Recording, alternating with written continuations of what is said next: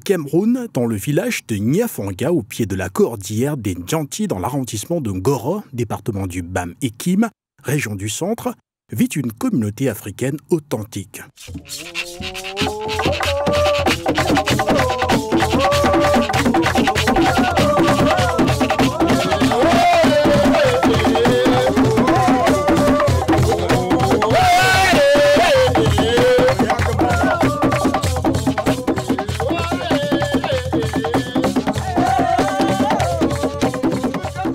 Un village autonome qui ne dépend que faiblement du monde extérieur.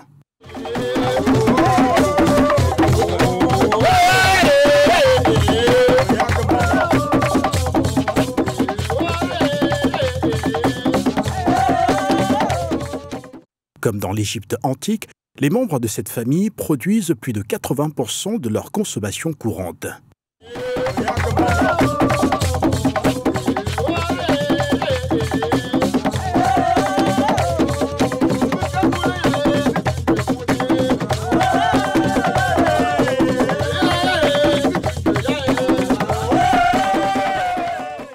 Ils construisent eux-mêmes leurs cases ou huttes d'habitation, ils se soignent eux-mêmes par des méthodes naturelles, ils cultivent le coton pour la confection de leurs vêtements, fabriquent aussi des meubles.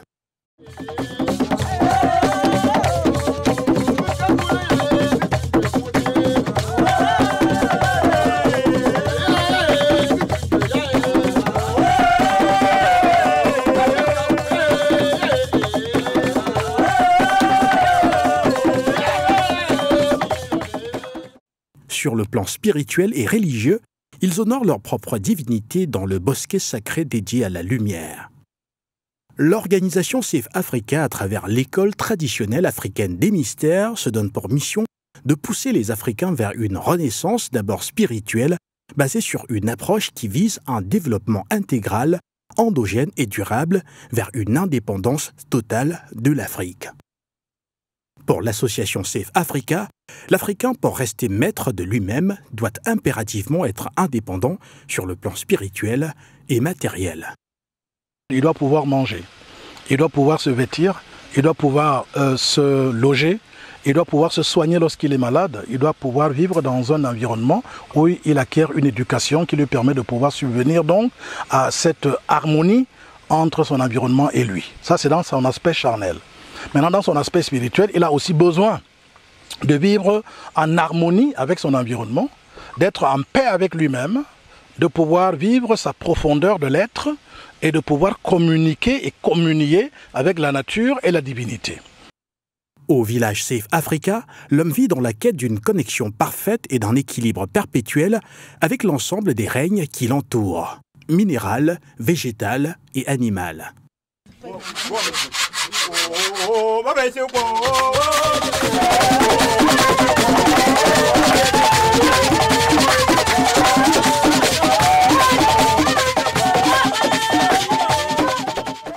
L'agriculture dans cette approche, par exemple, consiste à élever les minéraux, les végétaux, les animaux et les humains dans une symbiose parfaite. Regardez, moi je lui donne tout de suite, là vous avez vu, je lui donne du plantain, je lui donne des pots de bananes et tout cela. Il va manger, il mange et en contrepartie, il me donne la bouse, il me donne la fiente, les cacas, comme on les appelle communément. Et cela va me permettre d'engraisser les légumes, d'engraisser les mêmes plantains, la même banane, pour que je puisse la produire et manger et lui donner encore une contrepartie aussi, une partie.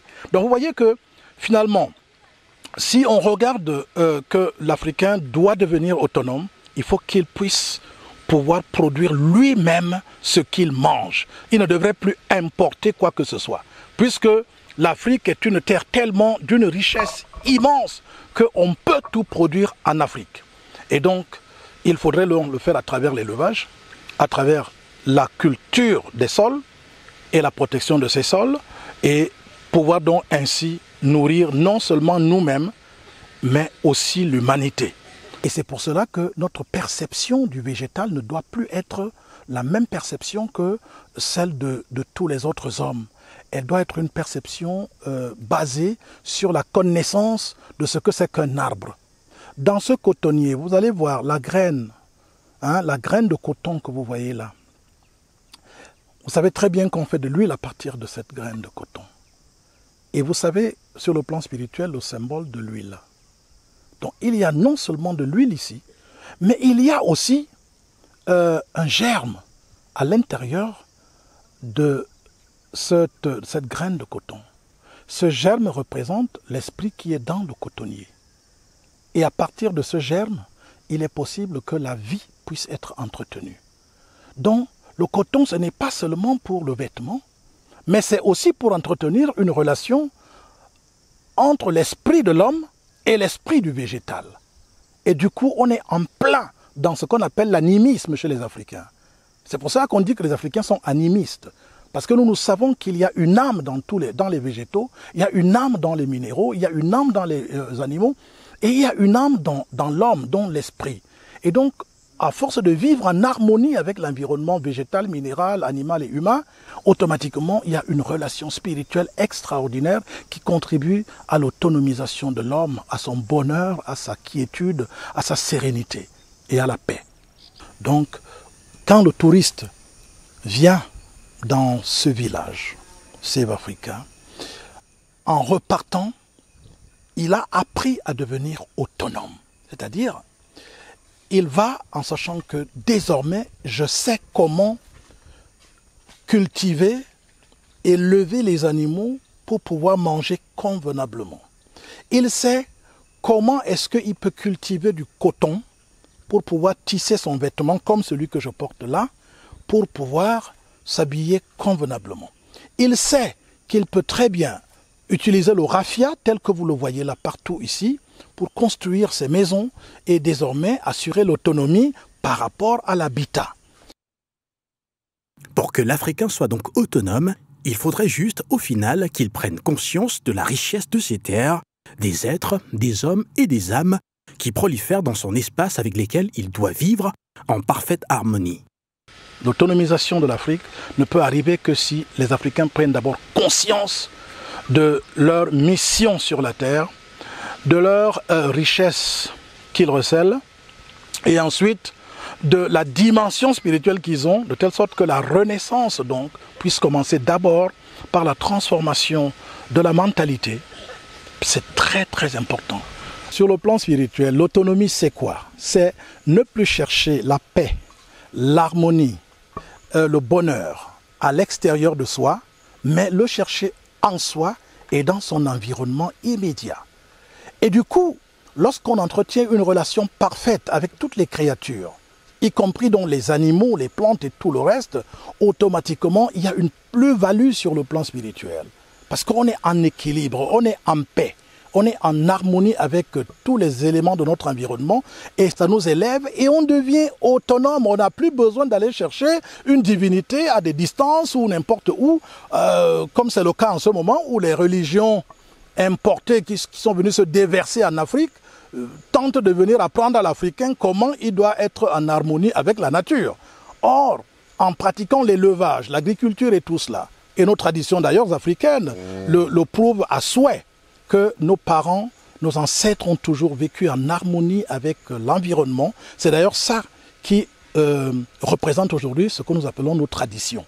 Nos traditions, c'est la relation que les Africains ont toujours entretenue avec leur environnement, et y compris leur environnement invisible. Par exemple, les ancêtres, les esprits sanctifiés qui sont rentrés dans le domaine invisible et qui, de là-bas, nous apportent un soutien extraordinaire pour nous épanouir, y compris sur le plan spirituel. Donc vous voyez que en le faisant, en devenant autonome, nous ne dépensons plus tout l'argent qui va à l'extérieur et dans les sectes, dans la franc-maçonnerie, dans la Rose-Croix et tout cela, toutes les cotisations, les financements en milliards que parfois même les chefs d'État sont obligés de faire pour de donner dans leurs loges, dans leurs ordres occidentaux et tout. Tout ça, c'est de l'autonomisation. C'est rechercher à être indépendant. On ne serait plus en train de dépenser de l'argent pour aller financer les temples et les mosquées à l'extérieur de l'Afrique, alors qu'on a des problèmes existentiels à résoudre. Dans ce village, le visiteur ou le touriste expérimente également l'autonomisation dans les loisirs au travers du basketball du tennis de table, du trekking, ascension de la montagne, de la marche, des randonnées pédestres, de la danse, des cours de musique, balafon, guitare, piano, tam-tam, flûte et l'équitation. Les installations sportives sont réalisées par les villageois eux-mêmes avec les matériaux issus de leur environnement. Vous avez constaté que dans ce village aussi, le touriste, quand il arrive, il va jouer au tennis pendant qu'il est là. Il va se rendre compte que pour faire du sport, il n'a pas besoin d'aller chercher loin. Il est possible qu'avec du bois que nous avons autour de nous ici, le bambou, qu'on puisse fabriquer des tables de tennis, faire un terrain de basketball comme celui que vous avez déjà vu là, et ainsi de suite. Et vous voyez donc que nous recherchons cette autonomie, cette dignité par la suite, parce que quand on est autonome finalement, eh bien, on finit par être digne, parce qu'on n'est plus un mendiant. On ne demande plus, on ne commande plus, et du coup, on peut être utile pour les autres. Au final, l'autonomisation vise à faire de l'homme africain un être noble, libre, indépendant, intègre et heureux, loin des tumultes des besoins insatisfaits et des troubles passionnels d'une âme parfois en manque de repères.